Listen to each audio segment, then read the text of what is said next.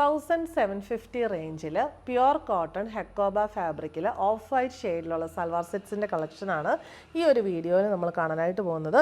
ഇത് ഭയങ്കര ഡിമാൻഡഡ് ആയിട്ടുള്ള ഒരു സൽവാർ സെറ്റാണ്. ഇതിൻ്റെ കൂടുതൽ പെയർ ചെയ്തേക്കുന്നത് ഷിഫോൺ ദുപ്പട്ട വിത്ത് നല്ല വീതിയുള്ള ക്രോഷ്യോ ലേസ് ബോർഡറാണ്. റേറ്റ് വരുന്നത് 1750. ഓഫ് വൈറ്റ് ഷെയ്ഡിൽ ഈ ഒരു പാറ്റേണിലുള്ള ഹെക്കോബ കോട്ടൺ ഫാബ്രിക്കാണ് ഫസ്റ്റ് നമ്മൾ കാണുന്നത്. ഡാമനിൽ ഡിഫറൻ്റ് ആയിട്ടുള്ള ഒരു കട്ട് വർക്ക് ആൻഡ് എംബ്രോയ്ഡറി ആയിരിക്കും എല്ലാത്തിലും കൊടുത്തിട്ടുണ്ടാകുക. ജോയിൻ ചെയ്യുന്നിടത്ത് ലാഡർ ലേസ്, എൻഡിൽ ക്രോഷ്യോ ലേസും വന്നിട്ടുണ്ട്. നമുക്ക് ചർച്ച് വെയർ ആയിട്ടും ബാപ്റ്റിസ്റ്റ് ഹോളി കമ്മ്യൂണിയൻ വെയർ ആയിട്ടും ഒക്കെ യൂസ് ചെയ്യാൻ പറ്റിയ സെറ്റാണ്.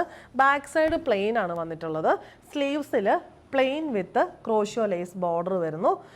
നല്ല രസമാണ്. ഇതിങ്ങനെ തയ്ച്ചിട്ട് കഴിയുമ്പോൾ ഹക്കോബ സൽവാസ് നമുക്ക് റെഗുലർ വെയർ ആയിട്ടൊക്കെ വേണേൽ യൂസ് ചെയ്യാം.